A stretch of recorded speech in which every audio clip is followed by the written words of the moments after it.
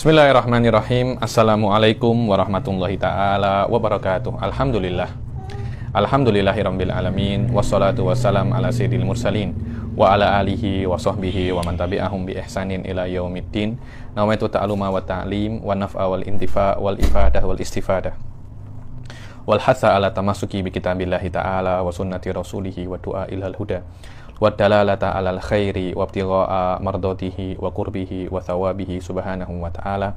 Allahumma faqqihna fid din wa alimna ta'wil. Rabbi shrah li sadri wa yassir li amri wahlul 'uqdatam min lisani yafqahu qawli waj'alni waziran min ahli. Bismillahirrahmanirrahim. Alhamdulillah kita di sesi kedua dan kelas ke-8 dan terakhir daripada madah subjek istilahat fikih Syafi'i ini. Sesi yang sebelumnya kita kan fa'in kulta kultu. Langsung saja sekarang kita masuk muhassalul kalam. Muhassalul kalam. Muhassalul kalam yuqalu lil ijmal ba'da tafsil. Dibilang kalau musannif mengatakan, ada seorang pengarang kitab mengatakan atau ulama mengatakan wa muhassalul kalam, maknanya setelah muhassal itu adalah ringkasan kalam-kalam secara global setelah sebelumnya disebutkan secara tafsil. Adapun wahasilul kalam sebaliknya, tafsil ba'da ijmal, didetailkan setelah sebelumnya disebutkan secara global. Kalau muhassalul kalam diglobalkan setelah sebelumnya itu detail. Hasilul kalam didetailkan setelah sebelumnya itu global. Wa ta'assuf. Nah, ini ta'assuf ini sering ya. Biasanya dikatakan wa fihi ta'assufun. Wa fihi ta'assufun. Wa fi hadzal kalam ta'assuf. Ta'assuf itu dia buat sesuatu yang tak boleh dibuat sebenarnya. Itu namanya ta'assuf. Maknanya di dalam masalah ini ada problem. Orang ini buat sesuatu yang seharusnya tidak boleh dibuat. Wa ta'assuf ketika bumala yajuzu indal muhaqqiqin. Kalau bahasa Melayunya mungkin terlalu memaksa. Terlalu memaksa. Seharusnya tak sampai semacam ini, tapi dia terlampau memaksa dan dia buat sesuatu yang tak boleh dibuat seharusnya. Karena itu dikatakan dia ini terlalu memaksa. Dan memaksa ini namanya ta'assuf. Sekarang kalau Anda ada masalah baru di dalam fikih, yakni kalau Anda belajar fiqhun nawazil, di dalam fiqhun nawazil itu ada namanya nadoriyatu ta'assuf. Nadoriyatu apa? Ta'assuf. Nadoriyatu ta'assuf ini indastikmalil haq, yakni bagaimana Anda itu memaksa melebihkan hak Anda ketika Anda memakai hak Anda melebihi daripada batas hak Anda. Itu namanya apa? Ta'assuf. Maknanya Anda membuat sesuatu yang seharusnya tak boleh Anda buat. Itu namanya ta'assuf. Wa qad yutlaqu al-irtikabi ma la darurata fi. Dibilang kadangkala ta'assuf ini dipakai untuk berbuat sesuatu yang seharusnya tak perlu. Dia boleh tapi tak perlu. Jadi Anda berbuat sesuatu yang tak perlu namanya ta'assuf, atau Anda buat sesuatu yang tak boleh juga namanya apa? Ta'assuf. Wa fihi tasahul yusta'malu fi kalamin la khata'a fihi. Dibilang kata-kata wa fihi tasahul digunakan untuk sesuatu yang seharusnya tak salah, tapi macam penggunaannya sedikit luas. Berbeda dengan wa fihi tasamuh. Fihi tasamuh maknanya dia menggunakan makna yang seharusnya makna ini majaz, dia gunakan untuk hakikah. Itu wa fihi tasamuh. Wa fihi tasahulun yusta'malu fi kalamin la khata'a fihi. At-tasamuh wa isti'malul lafzi fi ghairi mawdi'il asli kal majaz. Dibilang tasamuh adalah ketika seorang musannif itu menggunakan kalimat yang seharusnya bukan maknanya asli, dia gunakan, namanya wa fihi tasamuh. Wa sayati. Semua ini wahai ayatuhat thalibat, jangan Anda kira ini hanya mustalah kemudian hilang. Setiap satu istilah yang Anda baca ini praktikalnya di fikih ribuan. Di fikih apa? Ribuan. Karena itu namanya ini adalah istilah yang biasanya digunakan oleh para ahli fikih. At-ta'ammul huwa i'malu fikir. Dibilang ta'ammul itu Anda menggunakan pikiran Anda untuk memahami sebuah masalah. Itu namanya apa? Ta'ammul. Karena itu ta'ammul Quran, tadabbur Quran, itu semuanya adalah menggunakan pikiran Anda untuk memahami sebuah masalah. Dan karena cara memahaminya karena benar ya, karena itu ada yang namanya ilmu mantik untuk membenarkan bagaimana cara Anda berpikir. Tadabbur, tasarruful qalb bin nadhari fid dalail. Sama sebenarnya ta'amul wa tadabbur itu sama, cuma tadabbur itu mungkin maknanya lebih diagungkan, yaitu gerakan hati di dalam dalil-dalil, di dalam memahami dalil. Sebenarnya sama aja. Yakni Anda menggunakan hati Anda, menggunakan pikiran Anda untuk memahami sebuah masalah dinamakan tadabbur wa ta'ammul. Tadabbar li su'ali fil maqam. Ketika ada tadabbar, ketahuilah ketika musannif itu mengatakan tadabbar, fikir. Maknanya di dalam masalah ini ada sesuatu pertanyaan yang tersembunyi yang kena Anda jawab. Yang kena Anda jawab, ada sesuatu yang tersembunyi. Jadi di dalam masalah ini Anda kena memahami dengan mendalam agar Anda memahami sebuah pertanyaan yang tersembunyi di dalam masalah tersebut. Fatadabbar bimakna takrir wa tahqiq lima ba'dahu. Dibilang kata-kata fatadabbar, ada tadabbar dan fatadabbar. Kalau tadabbar maknanya di masalah ini ada pertanyaan yang kena Anda jawab. Kalau fatadabbar maknanya di dalam masalah yang sebelum kata-kata fatadabbar dibilang waqad bahatha Adro'i an hilli akli zarafah. Adro'i membahas tentang kehalalan makan zarafah. Fatadabbar. Maknanya di kata-kata sebelum fatadabbar ini ada sebuah takrir yang kuat, ada sebuah penjelasan yang kuat yang kena Anda fahami. Tidak ada pertanyaan, tapi ada takrir yang kuat, ada penjelasan yang kuat yang kena Anda fahami, sebenar-benarnya fahami. Nah ini wafil jumlah, wabil jumlah. Ini berbeza ya. Wafil jumlah, bismillah. Wafil jumlah, wabil jumlah. Apa bezanya? Dibilang biasanya dikatakan wafil jumlah itu untuk ba'du afrodil masail. Ba'du afrodil masail maknanya fil jumlah fil juz'iyat, dan jarang sekali fil jumlah digunakan fil kulliyat. Jadi wahadihil masalah jaizun fil jumlah.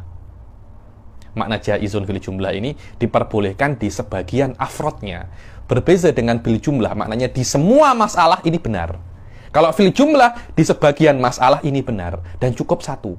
Tapi fil jumlah semua masalah masuk di situ. Beza ya. Jadi fil jumlah, wabil jumlah. Wabil jumlah maknanya di semua masalah bahwasanya ini wajib. Wafil jumlah ini wajib, maknanya di sebagian masalah ini wajib. Banyak orang itu tak faham perbezaan antara fil jumlah dan perkataan wabil jumlah. Fil jumlah yusta'malu fil juz'iyyi wal ijmali, wabil jumlah fil kulliyati wat tafsil. Kemudian Allahumma illa an yakuna kada. Di sebagian kitab ini sering dikatakan Allahumma illa an yakuna kada. Kata-kata Allahumma itu mungkin kadangkala hasywan, hanya untuk tambahan kalam asing yang tidak ada kena mengena, atau digunakan untuk sesuatu yang khusus setelah sebelumnya ada sesuatu yang umum. Hathan lisami au tambihan lil muqayyadil madhkur qablaha.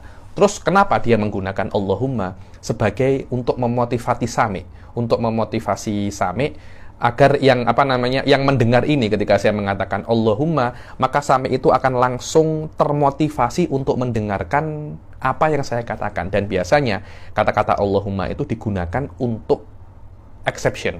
Jadi exception dari hukum yang sebelumnya, dibilang makan daging hewan yang tidak ada taringnya itu halal. Allahumma fi zarafah, dibilang kecuali di dalam zarafah, fihi kalam. Bilang walaupun jerapah itu tidak ada taringnya, tapi di situ ada permasalahan. Lah setelah Allahumma itu biasanya hukumnya berbeza dengan sebelum Allahumma. Terus kenapa Anda menggunakan Allahumma, Anda tidak menggunakan illa? Karena Anda menggunakan, padahal maknanya sama saja. Allahumma dan illa maknanya sama saja, semuanya untuk exception. Tapi kenapa Anda menggunakan Allahumma, Anda tidak menggunakan illa? Untuk memotivasi sami.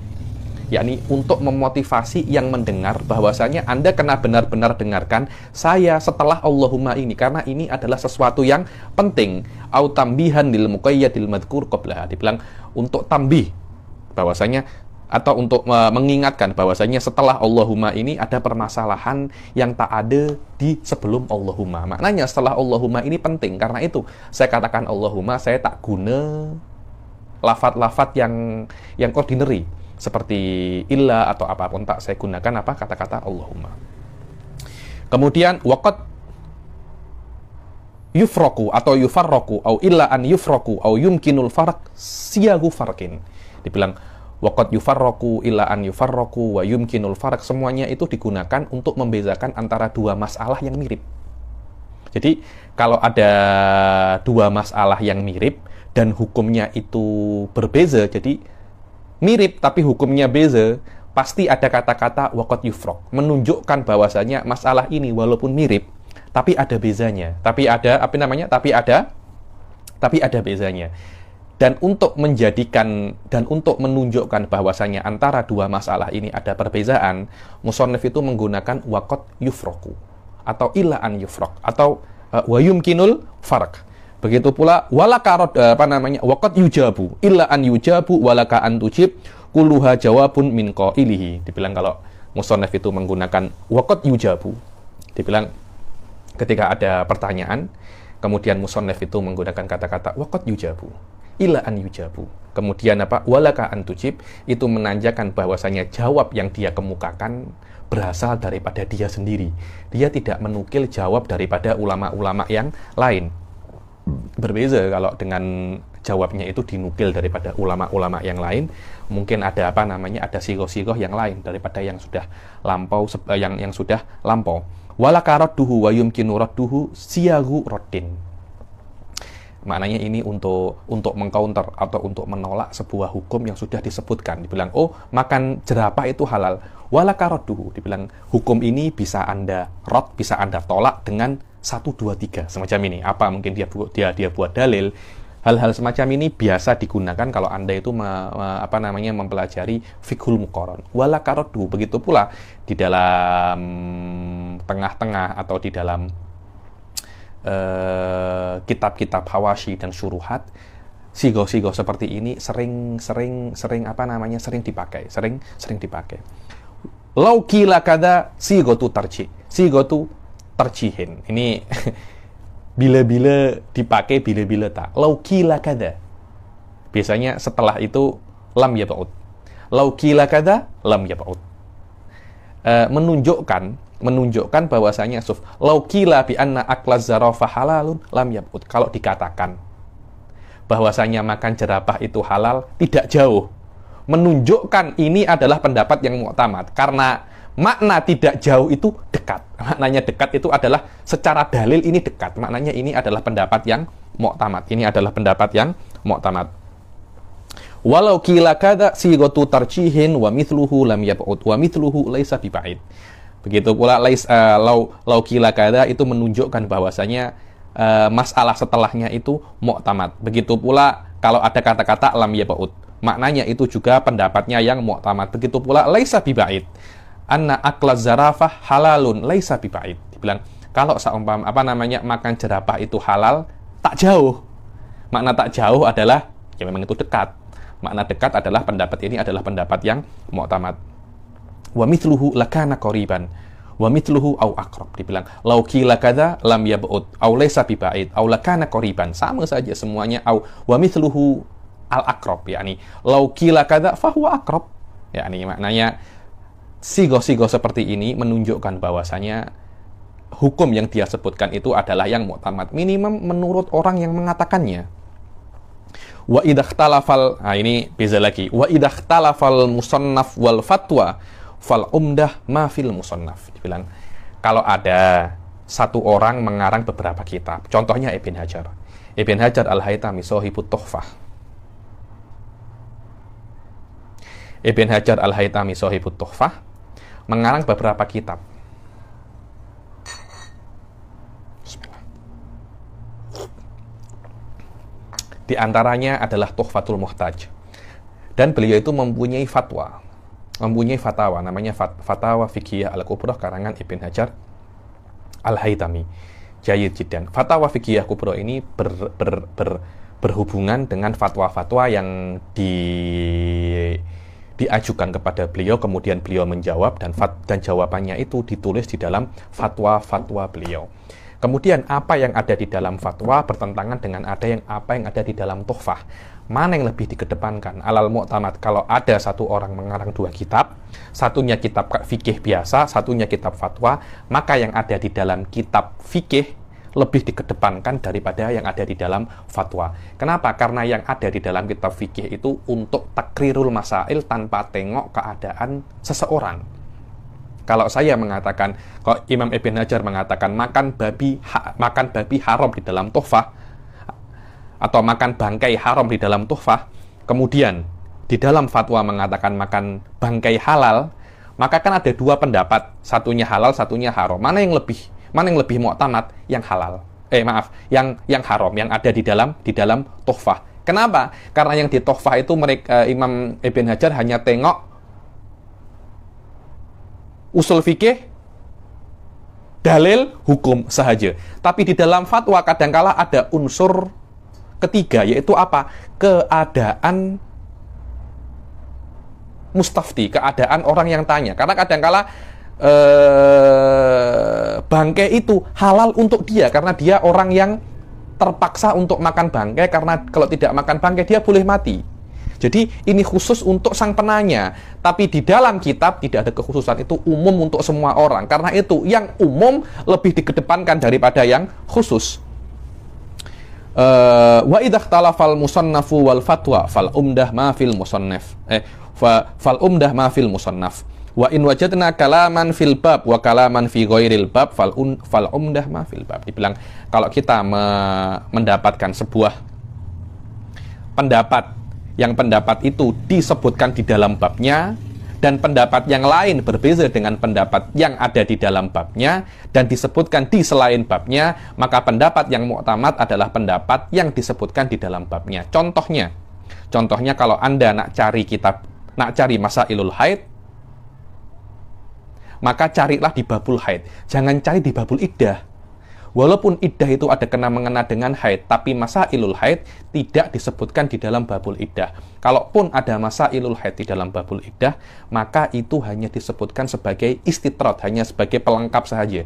Tapi kalau Anda nak tahu hakikat daripada masalah haid, Anda kena cari di babul haid.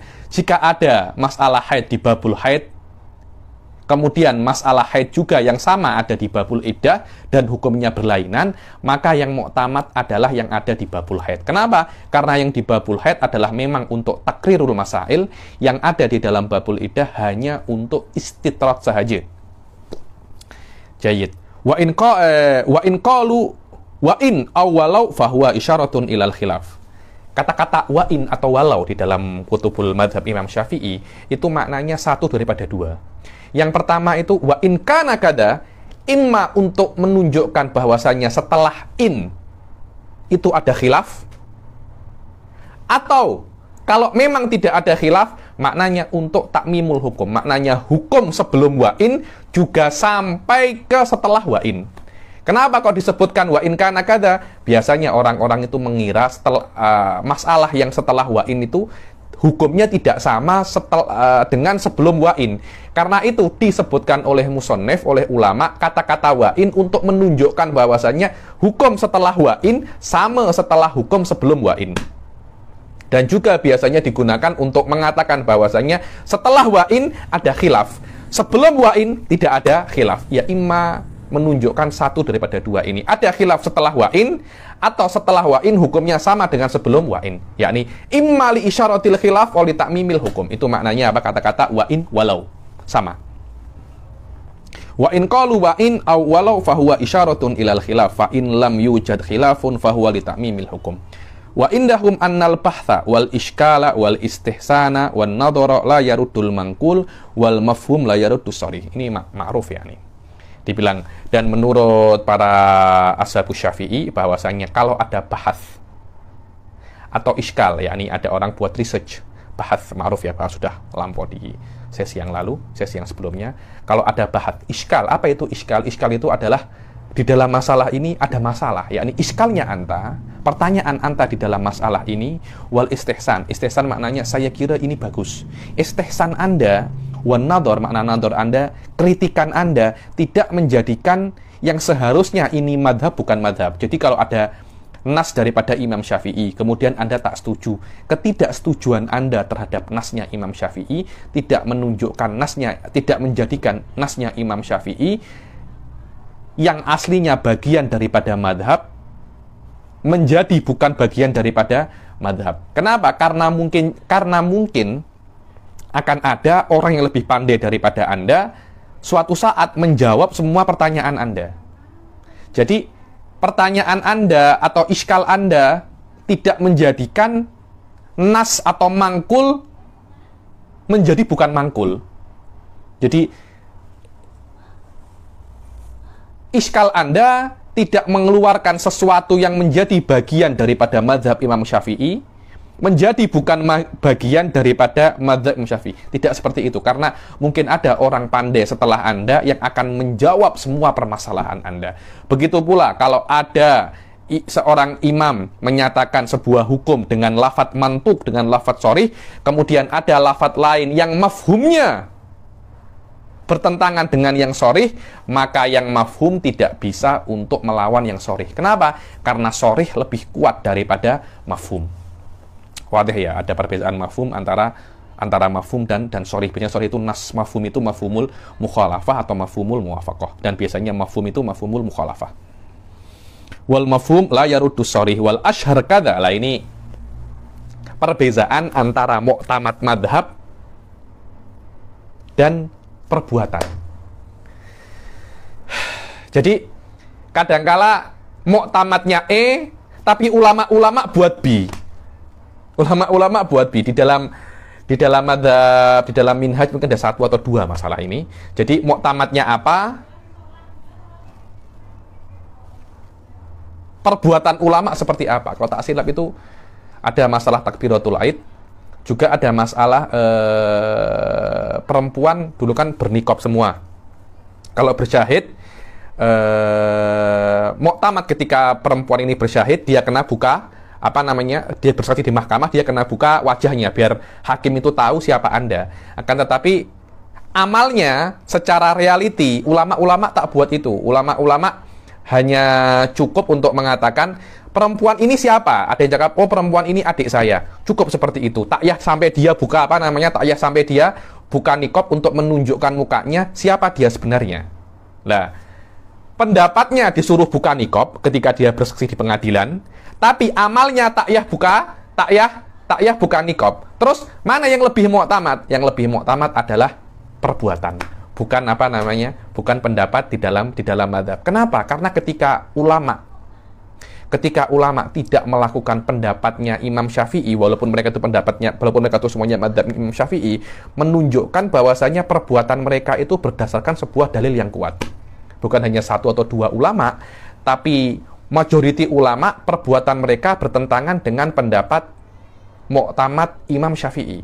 Maknanya pendapat mu'tamad fisik ada masalah, ada iktiraf di situ.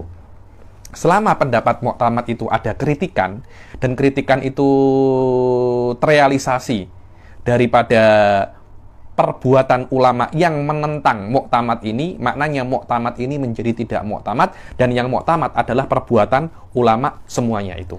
Itulah yang namanya mukhalafatul mu'tamad bil amal.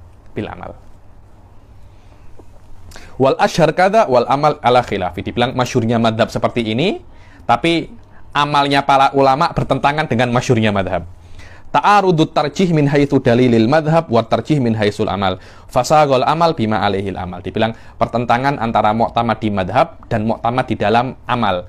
Dan maka ketika ada pertentangan ini, maka yang harusnya dia mu'tamad menjadi tidak mu'tamad karena ada pertentangan yang kuat di dalam perbuatan.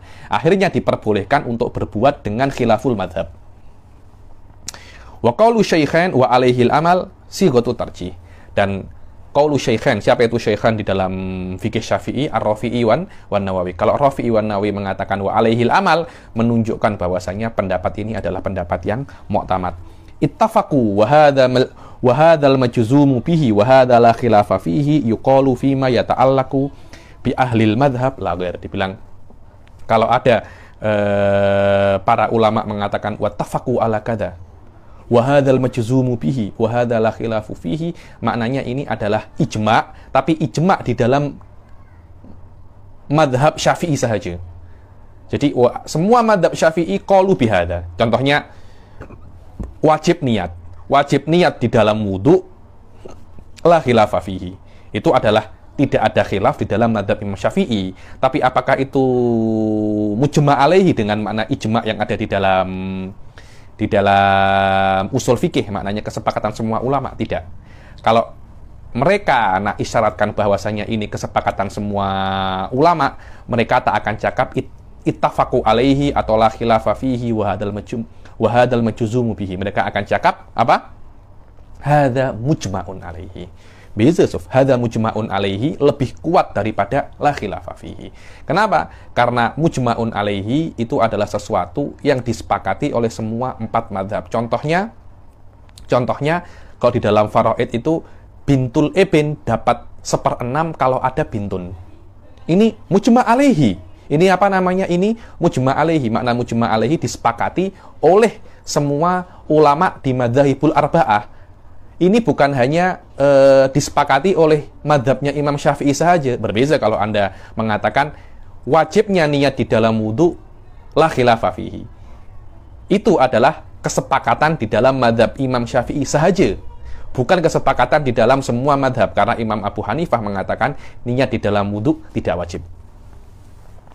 Hadza mujma'un alaihi yuqalu fi majtama'at alaihil a'immah wa fi sihhatihi nadharun. Dibilang kata-kata wa fi sihhatihi nadharun itu adalah dalil bahwasanya mereka itu tidak mendapatkan nakal, tidak mendapatkan nas atau ibarah secara spesifik di dalam masalah ini.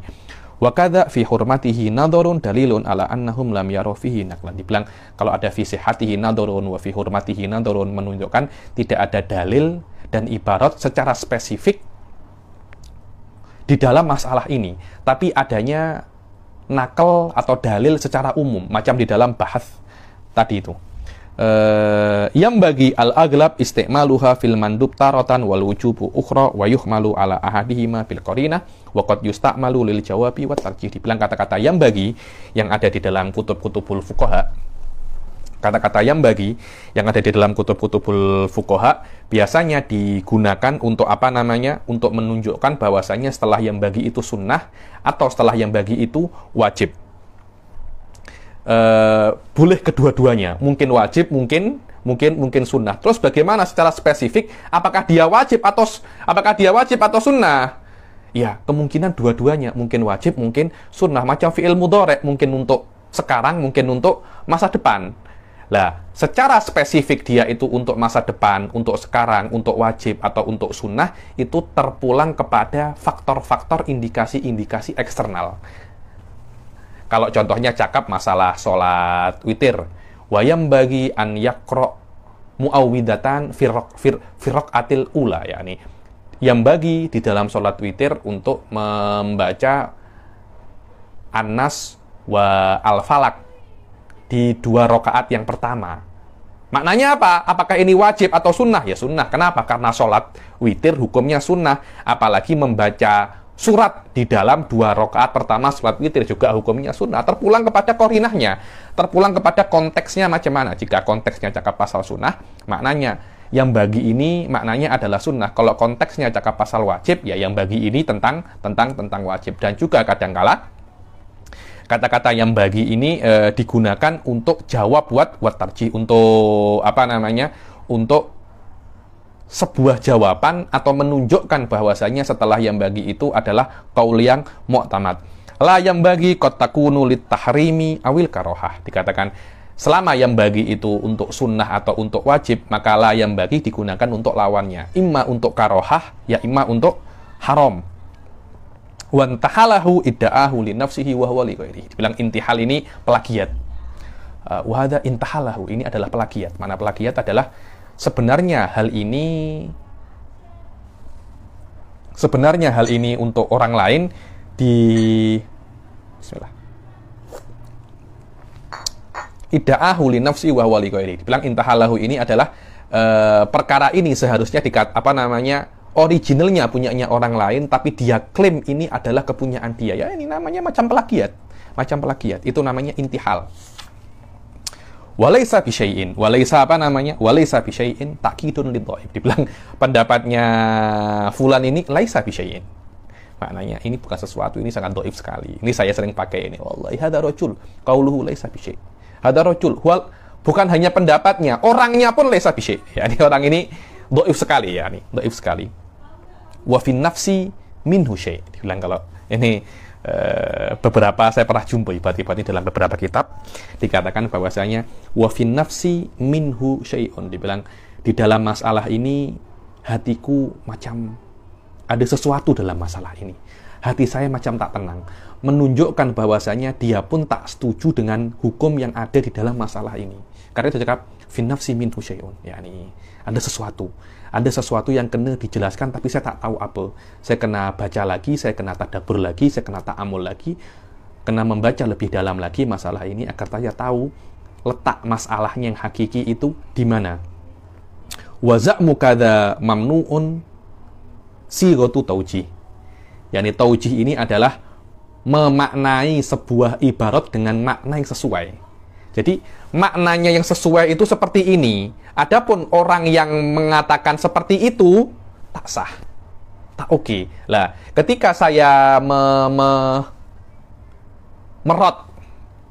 ketika saya mengkritik apa yang difahami seseorang terhadap ibarat ini, bahwasanya apa yang dia fahami itu tidak jelas, apa yang dia fahami itu tidak benar, maka secara tidak langsung saya memaknai ibarat ini dengan ibarat yang benar minimum menurut saya. Itu namanya taujih. Taujih adalah membawa sebuah ibarat ke makna yang benar. Dan tidak bisa ditaujih kecuali ibarat ini mempunyai beberapa makna. Ada makna yang benar dan makna yang salah. Dan saya memandu ibarat ini ke makna yang benar. Kemudian saya mengatakan orang yang memahami makna yang selain ini adalah makna yang salah.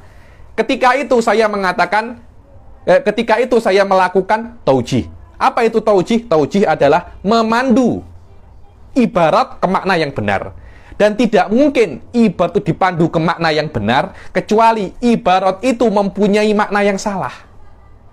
Agar tidak difahami dengan makna yang salah, saya memandunya ke makna yang benar. Karena itu Syekh Mustafa bin Smith, mu'alif Matlabul Iqad, mengatakan bahwasanya taujih ini ada unsur i'tirad dimni. Bahwasanya ibarat ini tak oke.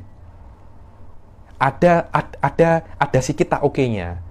Kenapa? Karena bisa difahami dengan faham yang salah. Karena itu saya kena tunjukkan ke orang-orang cara memahami ibarat ini macam mana. Bukan dengan mudah difahami ibarat ini, karena ibarat ini bisa difahami dengan makna yang salah. Agar tidak difahami dengan makna yang salah, saya kena taujih. Saya kena pandu ke faham yang benar. Dan subhanallah, Syekh Foda pun, guru saya juga sering mengatakan, ya, kalau Anda itu melihat ibarat-ibarat ulama yang dohirnya itu salah, kejap dulu. Ketika ulama-ulama ini, ulama-ulama yang best di dalam bidangnya, Anda kena taujih, Anda kena pandu di makna yang benar. Karena tidak mungkin ulama-ulama itu secara sengaja mereka itu melihat atau memaknai makna yang salah. Karena makom mereka sebagai ulama jauh di atas makom Anda. Macam mana Anda boleh faham? Dan ulama tidak boleh faham di dalam makna ini. Wallahu a'lam. Lam a'thur alaihi sighatu istighrab. Dibilang kalau ada sebuah masalah, kemudian wallahi lam a'thur alaihi. Masalah ini yang disebutkan oleh Imam Nawawi atau Imam Ad-Ra'i, saya cari-cari tak jumpa. Cuma disebutkan masalah ini dinukil dari para ashab. Saya tengok-tengok di kitab-kitab ashab, saya tak jumpa. Tapi Imam Nawawi sebutkan. Itu menunjukkan ketakjuban, aneh. Disebut oleh Imam Nawawi, tapi saya tak jumpa. Tambihun. Tambih ini mengingatkan, maknanya kata-kata apa yang ada setelah tambih ini, bisa difahami daripada ibarat-ibarat ulama-ulama terdahulu secara jelas.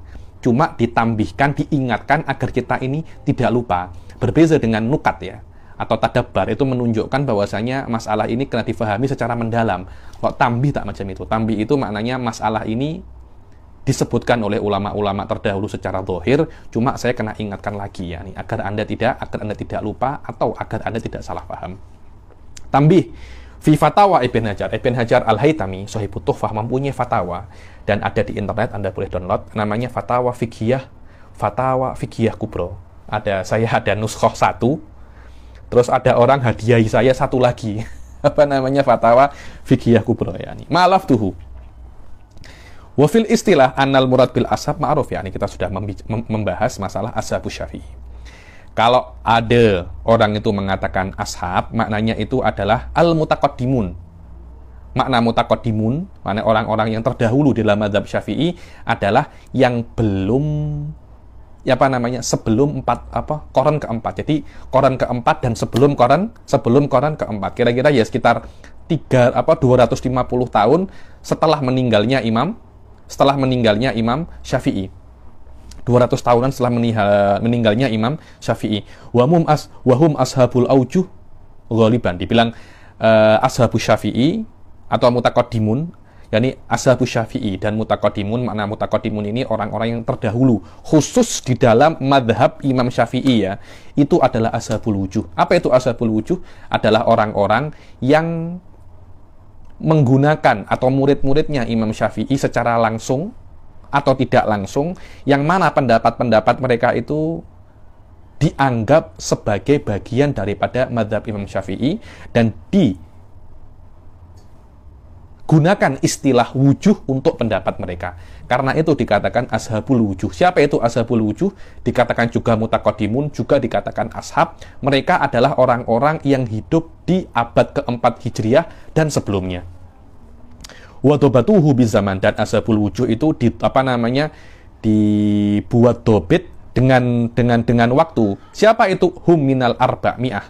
Dibilang dari abad keempat Hijriah, ketiga, kedua, dan tidak mungkin ke satu ya, karena Imam Syafi'i lahirnya di abad kedua Hijriah, 150 tahun tahun 150 Hijriah ya nih. Waman adahum la yusammauna bil mutaqaddimin bal bil mutaakhirin. Dibilang selain 400 ini, selain abad keempat Hijriah, tidak dinamakan mutaqaddimin atau mutaakhirin. Ini wallahu a'lam, nuskhohnya tak macam ini ya. Tengok tahqiqannya, Ibaratul Fatawa Ibnu Hajar, waman adahum yusammauna bil mutaakhirin wala yusammauna bil mutaakhirin fatanabbah, intaha muhaqqiq. Dibilang ibarat asli daripada fatwa, Ibn Hajar mengatakan selain daripada orang yang hidup di abad keempat Hijriah, mereka tidak dinamakan mutaqaddimin, tapi mereka dinamakan mutaakhirin, orang-orang yang akhir datang setelah Imam Syafi'i. Ini orang-orang yang awal dengan Imam Syafi'i. Ini hanya sebagai istilah sahaja ya, yang ada di dalam mazhab Imam Syafi'i. Wa yuwajjah hadzal istilah bi anna baqiyata hadzal qarni tsalis min jumlatihi musallaf al-masyhud lahum ala lisanihi sallallahu alaihi wasallam bi annahum khairul qurun. Dibilang daripada abad ini kan abad ke-4 Hijriah kan, abad ke-4 Hijriah. Dan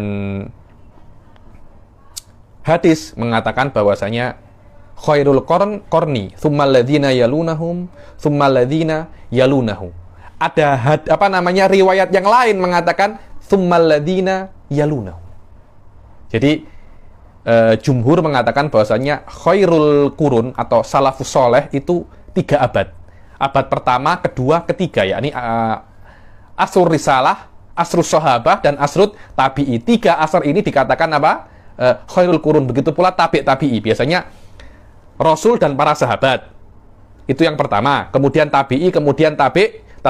Tapi ada beberapa hadis yang mengatakan walladzina yalunahu, maknanya tabi'in.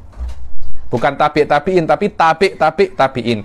Karena ada potensi bahwasanya tabi'in itu adalah koron keempat. Karena itu koron keempat juga dikatakan mutaqaddimun. Mutaqaddimun menurut istilahnya mazhab Imam Syafi'i.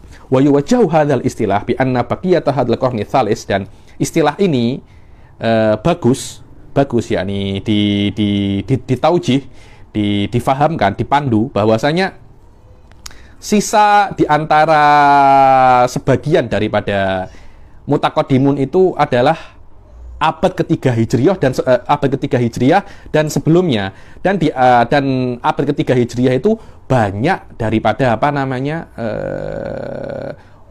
orang-orang yang oleh Rasul Shallallahu Alaihi Wasallam dikatakan khairul qurun, karena sebagian orang yang hidup di abad ketiga Hijriyah, maksudnya sebagian tabi'in itu ada yang hidup di abad keempat Hijriyah.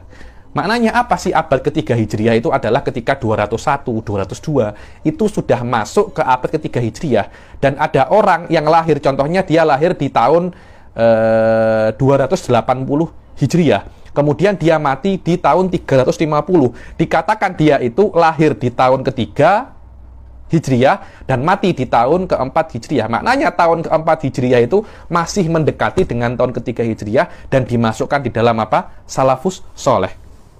Min jumlatihim as-salaf al-masyhud ala lisanihi sallallahu alaihi wasallam bi annahum khairul qurun. Yani maknanya orang yang ada di abad ketiga, sebagian mereka itu masih hidup di abad keempat Hijriyah. Ay mimman ba'dahum falamma qarrabu min asil mujtahidin khussu tamyizan lahum alaman ba'dahum bismil mutaqaddimin. Karena mereka itu dekat dengan tahun-tahun, dengan abad-abad mujtahidin, karena abad pertama dan abad kedua Hijriyah itu banyak sekali mujtahid yang muncul. Karena abad mereka itu dekat dengan abadnya mujtahid, mereka dinamakan mutaqaddimun. Setelah itu semakin lama, semakin jauh daripada abadnya mujtahidun, dinamakan apa? Mutaakhirun. Wal mutaakhirun hum man ba'dal arba'mi'ah wa amma waktu Ibn Hajar wa qablahu fahum ba'da syai'an. Dibilang adapun mutaakhirun, kata-kata mutaakhirun mempunyai dua istilah. Jika orang yang mengatakan mutaakhirun itu sebelum Imam Nawawi, contohnya Mawardi, Imam Mawardi sebelum Imam Nawawi dan Imam Rafi'i. Maknanya kalau ada sebelum Syaikhain mengatakan mutaakhirun, maknanya itu adalah setelah abad keempat Hijriyah. Tapi kalau setelah Imam Nawawi mengatakan mutaakhirun, diantaranya adalah Imam Ibn Hajar dan Imam Romli dan Imam Khatib Asy-Syirbini, mengatakan waqala al-mutaakhirun adalah ulama-ulama setelah Imam Nawawi. Beza ya.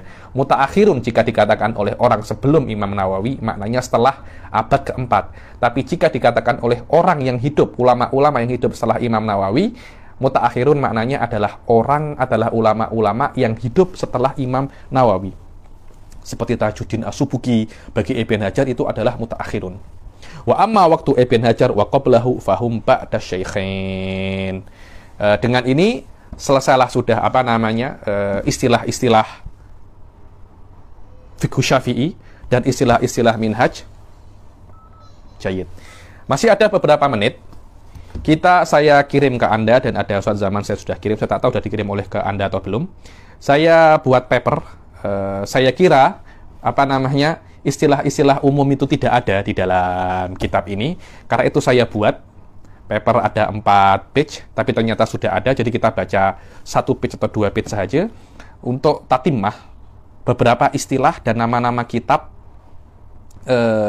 yang ada di dalam kitab Syafi'i, di dalam Kutubul Imam Syafi'i, yang sering disebut di dalam Kutubul Imam Syafi'i, dan apa maknanya. Dan biasanya itu adalah singkatan-singkatan daripada nama kita. Dan majority apa yang saya tulis di sini saya ambil daripada 2 kitab. Satunya adalah kitab Matlabul Iqadh karangan Al-Habib Abdullah bin Husain Bil-Fiqih, dan kitab Asy-Syafiyah fi Mustalahatil Imam fi Mustalahatil Fuqaha'i Syafi'iyah karangan guru saya Al-Habib Shalih bin Ahmad Al-Idrus, semoga beliau dapat disembuhkan oleh Allah Subhanahu wa taala. Kita baca langsung. Dan di babul awal saya jelaskan tentang Thariqatul Muthala'ah. Di sini ada 3 bab ya. Ada babul awal, babul tsani, dan babul tsalis. Kita hanya baca babul awal dan babul tsalis saja. Babul tsani sudah kita baca di dalam kitab ini. Bismillahirrahmanirrahim. Mulakhas ba'di ahamil mustalahat fi kutubil furu' asy-syafi'iyyah wa aktsaruhu mustafadatun min matlabil iqadh jama'ahul fakir Ali Bakir Sekaf li talibat madrasah tarbiyatil banat al-Maliziyah. Alhamdulillah wassalatu wassalam ala Rasulillah wa ala alihi wa sahbihi wa man wala, amma ba'd. Falamma kanat madatul furu' al-fiqhiyah minal mawad al-muqarrarah fi madrasati tarbiyatil banat fi Malaysia wa kana min husni hadil fakir, yani saya merasa beruntung untuk mengajar subjek ini di dalam dengan kalian, yakni para thalibat di sini. Wa kana min husni hadil fakir tadrisu madatil fiqh asy-Syafi'i ma'a majmu'atin minat thalibat an-najibat fa akmalna kitab al-yaqutin nafis wa ta'liqatihi fi khilal sanatain takriban thumma ibtada'na qira'atal masail muta'alliqah bi ahkamil haid mustakhdiman kitab Syekhina Sayyid Al-Mufti Ad-Doktor Abdurrahman Abdullah Seqaf, yakni kita menghatamkan Yaqut 2 tahun, kemudian setelah itu kita memulai kitab Kitabul Haid kepunyaan guru saya Abdurrahman bin Abdullah Seqaf. Kemudian ketika kita ingin membaca Minhajut Thalibin, kita membaca dahulu istilah-istilah yang berkaitan dengan minhaj dan istilah-istilah yang berkaitan tentang fikih Syafi'i secara umum.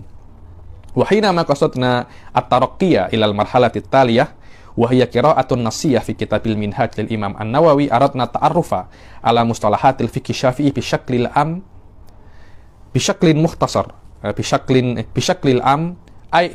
mukhtasar hatta nakuna musta'iddan lil ghausi fi bahril minhaj lima fihi mifinya salah, saya ganti, lima fihi min mutalatimatil amwaj. Bilang sebelum kita membaca minhaj, kita kena membaca fikih mustalahat fikih secara khusus karena susahnya kitab minhaj itu sendiri. Wa aktsaruhu mustafadun min kitabi matlabil iqad lil Habib Abdullah bin Husain bil Fiqih wa ha anna ashra'u bi aunillahi ta'ala. Al-babul awal tariqatil mutalaah. Habib Abdullah bin Husain bil Fiqih menjelaskan di dalam kitabnya Matlaqul Iqad tentang cara bagaimana mutalaah. Mutalaah itu mempunyai cara yang benar agar kita itu mutalaah dengan benar. Maknanya mutalaah kita itu bukan hanya baca kemudian selesai, tidak. Mutalaah itu digunakan agar kita itu bisa untuk memahami kelas dan masalah dengan baik. Sekiranya cara ini digunakan setahun atau 2 tahun Anda menggunakan cara ini, pasti Anda akan merasa diri Anda naik ke level yang sangat tinggi sekali. Karena itu kita tengok banyak orang itu belajar pondok 6 tahun, 7 tahun, 10 tahun, tapi mereka itu macam skillnya itu tak seberapa. Kenapa? Karena cara mereka untuk bermutalaah, cara mereka untuk belajar itu tak benar. Dan Habib Abdullah bin Husain bil Fiqih menjelaskan secara detail bagaimana cara untuk ulang kaji, dan saya jelaskan ini secara singkat. Ulang kaji yang pertama itu ulang kaji itu mempunyai tiga level. Level yang pertama, Anda kena sebelum Anda mutolaah, contohnya Anda nak mutolaah minhaj babut toharoh ya. Pertama, Anda kena baca babut toharoh itu secara cepat, agar Anda itu memahami apa yang ada di dalam bab itu secara global. Dibilang al-marhalatul ula, al-babul awal tariqatul mutalaah takunul mutalaah alal marahil tsara. Dibilang mutalaah itu ada 3 level. Level yang pertama adalah an-nadhar ijmali fil mabhath hatta yufhama ma yaduru hatta yufhama ma yaduru haulahul mabhath. Yani Anda baca secara global, sekiranya Anda itu memahami bab itu berbicara tentang apa secara global saja, secara global. Oh, bab ini berbicara tentang bagaimana cara kita untuk berwudu, itu saja. Setelah Anda memahami itu secara global, baru Anda baca yang kedua kalinya. Macam mana? Level yang kedua, ma'rifatu makna kulli lafdin min haitsu tasawwur tsumma tasdiq. Wadah ya, apa itu tasawwur, apa itu tasdiq di dalam mantik. Maknanya, level yang kedua, setelah Anda mengetahui makna bab ini secara global, Anda baca lagi yang kedua kalinya, tapi lebih dalam. Bagaimana lebih dalam itu? Anda berusaha untuk memahami lafat per lafat. Lafat per lafat secara tasawur, setelah lafat per lafat, kemudian secara tasdik. Lafat itu Anda gabungkan menjadi sebuah jumlah khobariyah. Yakni secara lafat Anda faham, secara jumlah juga Anda faham. Ma'at ta'ammuk fi ihtimaliyatil qawadih likullin minat tasawur wa tasdik. Dan bukan hanya Anda memahami tasawur wa tasdik, kemudian apakah yang saya pahami itu benar. Karena ada potensi seperti itu. Jangan-jangan apa yang saya pahami itu salah. Level yang pertama, Anda memahami secara global. Level yang kedua, Anda memahami secara kata per kata dan per jumlah. Kemudian Anda macam meragukan kefahaman Anda. Apakah benar ya? Jangan-jangan salah. Anda rujuk lagi ke kitab-kitab yang lain untuk meyakinkan bahwasanya pemahaman Anda itu benar. Setelah pemahaman Anda yakin Anda benar, baru level yang ketiga, apakah yang dikatakan oleh Imam Nawawi ini ada yang mengkomplain bahwasanya yang Anda yakini benar itu dirot oleh ulama-ulama yang lain dan mengatakan itu adalah hukum yang salah. Hukum yang salah. Jadi bukan pemahamannya yang salah, tapi kebenaran yang Anda anggap benar itu salah. Kenapa? Karena ada hadis yang menentangnya. Al-marhalah thalisah muhawalatul ijabah ala ma'urida walau faradun minal qawadi wal iskala. Dibilang berusaha untuk menjawab kritikan-kritikan terhadap apa yang Anda pahami. Walaupun tidak ada yang mengkritik, tapi ada possibility untuk dikritik. Possibility itu kena Anda jawab. 3 marhalah ini adalah marhalah bagaimana cara Anda untuk mutolaah kitab. Kalau Anda menggunakan 3 marhalah ini untuk belajar, setahun saja, setahun Anda akan merasa bahwasanya diri Anda itu naik level yang lebih tinggi. Yang pertama, Anda baca daun secara global, kemudian Anda fahami satu persatu kalimat. Setelah itu, Anda tengok apakah ada kritikan terhadap masalah ini yang dikatakan oleh Imam Nawawi setelah saya memahaminya dengan benar. Apakah ada yang dikritik? Contohnya ketika Imam Nawawi mengatakan makan jerapah itu halal, saya kena memahami apa itu makan, apa itu jerapah, apa itu halal. Setelah pemahaman saya itu benar dan memang ini yang diungkapkan oleh Imam Nawawi, apakah ada ulama-ulama lain yang mengkritik bahwasanya mengatakan makan jerapah itu yang benar adalah haram tapi bukan halal? Ini adalah 3 level ya. Ini adalah 3 level bagaimana cara Anda untuk murojaah. Kalau Anda gunakan 3 level ini secara benar, setahun 2 tahun juga, Anda akan naik level ke level yang lebih tinggi di dalam memahami kitab-kitab turath. Jayid, ini tayah faidatu biqah hadal amr tayah. Langsung Anda tengok di halaman yang ketiga. Di situ ada al-babu tsalis. Al-babu tsalis. At-ta'rif ala kutubil furu' alladhi yu'tadu dzikruha dimnal kutub asy-syafi'iyah. Kejap kita tunggu apa? Adzan ini.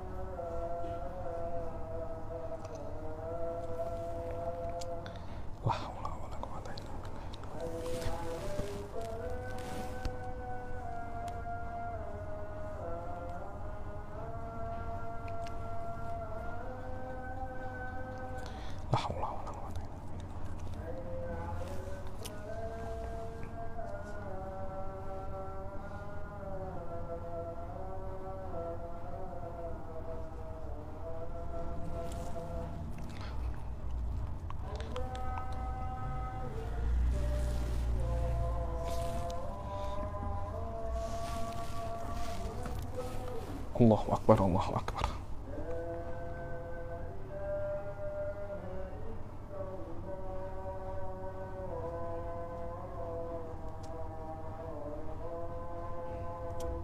La ilaha illallah Muhammadar Rasulullah sallallahu alaihi wasallam. Oke. Bab yang ketiga yang saya tulis di sini adalah tentang pengenalan terhadap kitab-kitab di dalam mazhab Imam Syafi'i, yakni yang disebutkan di dalam kitab-kitab fikih tapi dengan cara yang singkat, contohnya apa? Tengok nomor 1, al-bahr, kama qala fil bahr. Orang kalau tanya, apa ini bahr ini? Laut kah? Dikatakan di laut. Bukan laut, ini adalah nama daripada kitabnya Imam Ar-Ruyani, namanya Bahrul Madhab, dan biasanya disingkat oleh para fuqaha dengan nama al-bahr. Kalau dikatakan al-bahr, maknanya Bahrul Madhab Syarhul Mukhtasar, kepunyaan Imam Ar-Ruyani. Nomor 2, kalau dikatakan Al-Bayan, maka itu adalah kitab Al-Bayan, Syarhul Muhadzab, kepunyaan Imam Al-Amrani Al-Yamani. Yang nomor 3, At-Tafsirah. Kata-kata At-Tafsirah itu adalah karangan Imam Al-Juwaini. Bukan, ayahnya Imam Juwaini, Abu Abdillah Abdullah bin Yusuf bin Abdillah Al-Juwaini.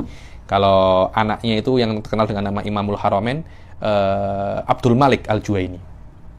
Tuhfah, kalau dikatakan kama qala fit Tuhfah, ayat Tuhfatul Muhtaj, Syarhul Minhaj, karangan Ibnu Hajar Al-Haytami. Al-Haytami ya, bukan Al-Asqalani. Asqalani sahibu Fathul Bari. Al-Hawi, jika dikatakan Al-Hawi, punya maknanya adalah Al-Hawi Shaghir lil Qazwini. Lil apa? Lil Qazwini.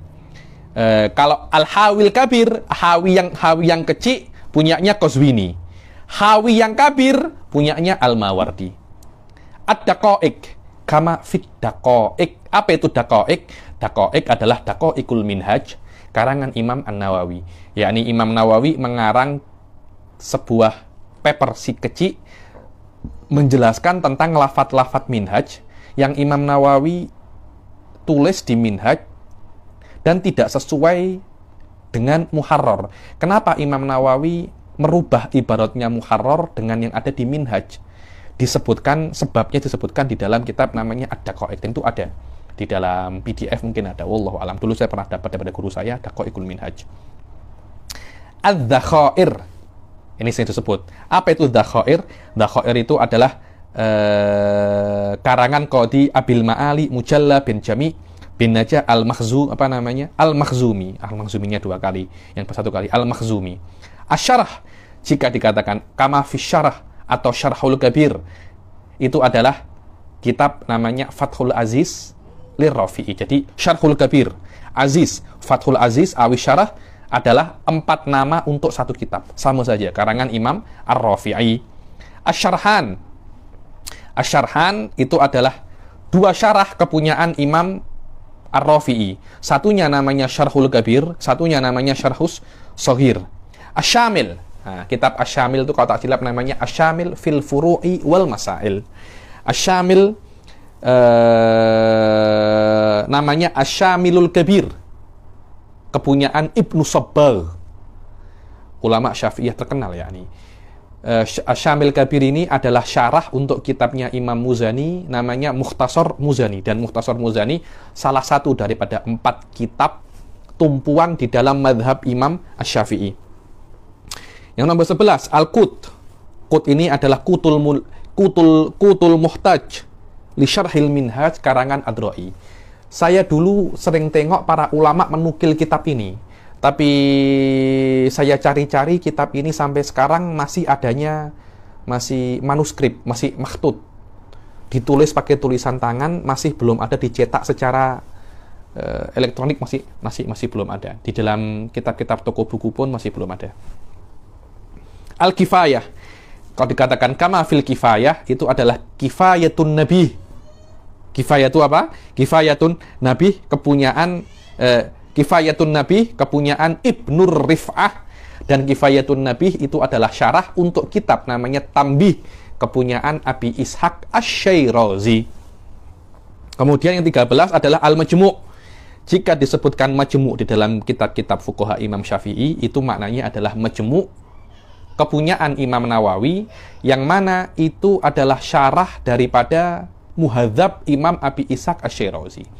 Yang mana Imam Nawawi tidak sampai menyelesaikan kitabnya Majmu', kalau tak silap sampai setelah bab di bab muamalat Imam Nawawi meninggal, diteruskan oleh Tajuddin As-Subuki sampai kitab Taqiyuddin As-Subuki sampai Musharrah. Kemudian diteruskan lagi oleh anaknya Tajuddin As-Subuki, juga tak sampai hatam. Kemudian ada ulama namanya Bakhit Al-Muti'i, Mesir Mu'asirin, meneruskan semua itu sampai selesai. Diriwayatkan juga ada seseorang namanya Syekh Isa Mannun, salah seorang ulama Azhar, juga mempunyai takmilah untuk Majmu' ini, tapi tak dicetak. Ini yang dicetak sekarang ini yang ada adalah takmilahnya Bakhit Al-Muti'i. Al-Mukhtasar adalah Mukhtasar Muzani lil Imam Al-Muzani. Yani kama fil Mukhtasar ay kama fi Mukhtasaril Muzani. Al-Matlab, kalau ada dikatakan kama fil Matlab, banyak orang mengatakan ketika dikatakan Matlab itu adalah Nihayatul Matlab. Bukan. Nihayatul Matlab kepunyaan Imam Al-Haramain Al-Juwaini. Tapi jika dikatakan Matlab, maka itu adalah Al-Matlabul Ali Syarah Wasit Al-Ghazali karangan Ibnu Rif'ah. yakni Matlabul Ali karangan Ibnu Rif'ah, itu adalah kitab syarah untuk kitabnya Imam Ghazali namanya Al-Wasit. Al-Mughni, Mughni adalah Mughnil Muhtaj karangan Syarhul Minhaj karangan Khatib Asy-Syirbini. Muhimmat, Muhimmat adalah Muhimmat lil Isnawi, Muhimmat syarah Ar-Raudhah. Raudhatul Talibin adalah mukhtasar daripada Fathul Aziz dan disyarahkan oleh Imam Nawawi oleh Imam Asnawi dengan nama Muhimmat. Nihayah adalah Nihayatul Muhtaj ila Syarhil Minhaj kalangan Jamaluddin Ar-Ramli. At-Tatimmah, At-Tatimmah. Tatimmah adalah Tatimmah lil Mutawalli, Tatimmatul Ibanah karangan siapa? Al-Imam Al-Mutawalli. Ar-Raudhah, Raudhatul Talibin kepunyaan Imam An-Nawawi. Asna, nah ini sering disebut ini. Asna itu adalah syarah, namanya adalah Asnal Matalib Syarah Raudhut Talib. Asnal Matalib karangan Syekhul Islam Zakaria Al-Ansori, dan itu adalah syarah daripada kitab namanya Raudhut Talib, juga sering disebut namanya Ar-Raud. Ar-Raud itu adalah karangan Ibnul Mukri, yang mana Raud itu adalah mukhtasar daripada Raudhah, dan Raudhah adalah mukhtasar daripada Fathul Aziz kepunyaan Imam Ar-Rafi'i. Yang terakhir adalah Al-Imla. Al-Imla adalah karangan Imam Asy-Syafi'i, Shahibul Madhab Asy-Syafi'i. Al-Khatimah fi ma'rifatir rajih bainal kutub inda ta'arud. Imam rajih di dalam kitab, yakni Imam Nawawi mempunyai beberapa kitab. Kalau ada tanazu, ada ta'arud dalam kitabnya Imam Nawawi, mana yang lebih dikedepankan dahulu? Dibilang idakhtalafa kutubul Imam An-Nawawi ba'duha an ba'din Qudima ma fi tahqiq. Yang pertama dikedepankan, yang paling mu'tamad, yang paling kuat pertama adalah tahqiq. Kemudian majmu', kemudian tangkih, dan 3 kitab ini Imam Nawawi tidak sempat menyempurnakannya. Maknanya Imam Nawawi meninggal sebelum kitab ini selesai, yakni. Kemudian yang nomor 4 apa? Raudhah. Baru Minhaj. Maknanya Minhaj ini kitabnya yang paling kuat, nomor 5. Nomor 5. Setelah ini fatwa Imam Nawawi, ada Imam Nawawi punya fatwa matbu', yakni. Kemudian Syarhul Muslim, Imam Nawawi mempunyai syarah Muslim, syarah Sahih Muslim, yakni. Summa Tashihut Tambih, Tashihut Tambih, ada beliau mempunyai kitab namanya Tashihut Tambih, kemudian Nukatit Tambih. Nukat ini adalah masail-masail yang diambil daripada mendalami masalah dengan kekuatan otak yang dahsyat, itu namanya nukat. Jadi inilah tartib kitab-kitabnya Imam Nawawi ketika bertentangan satu sama lain. Yang paling kuat adalah tahqiq, kemudian majmu', kemudian tangkih, kemudian raudhah, kemudian minhaj, kemudian fatwanya, kemudian syarhul muslim, kemudian tasihut tambih, kemudian nukat. Adapun kitab-kitabnya Ibn Hajar, jika bertentangan, maka yang paling kuat adalah tuhfah. Tuhfah. Wa idakhtalafa kutub Ibnu Hajar Qudima fit tarjih Tuhfatul Muhtaj. Setelah Tuhfah apa? Fathul Jawad. Fathul Jawad ini adalah syarah untuk kitabnya Ibnul Mukri namanya Irsyad. Ibn Hajar mempunyai 2 syarah untuk Irsyad. Satunya syarah besar, satunya syarah kecil. Syarah besar namanya Imdad, syarah kecil namanya Fathul Jawab. Cuma Imdad ini tak selesai. Fathul Jawad yang selesai. Saya tengok Imdad ini hanya hanya makhtut ya. Tuhfatul Muhtaj, summa Fathul Jawad, summal Imdad, summal I'ab. I'ab ini syarahnya Ubab lil Muzajjad. Ubabnya ada dicetak 3 jilid di Darul Minhaj, tapi I'abnya tak, karena tak lengkap. Inilah tartib daripada kitabnya Ibn Hajar. Yang pertama adalah Tuhfah, kemudian Fathul Jawad, kemudian Imdad, kemudian apa?